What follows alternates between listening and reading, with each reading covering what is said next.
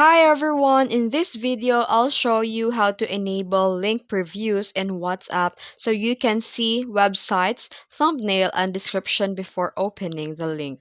Let's get started. First, open the WhatsApp on your phone and go to any chat where you want to share a link. Then here, paste or type the link directly into the message box.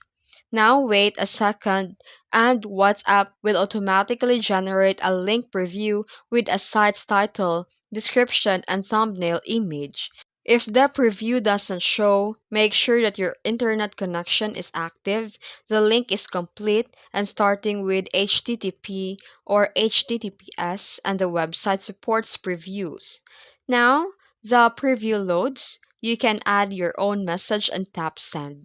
And that's it. You've just enabled and used link previews in WhatsApp. If you found this video helpful, don't forget to like and subscribe for more tutorials. Thanks for watching.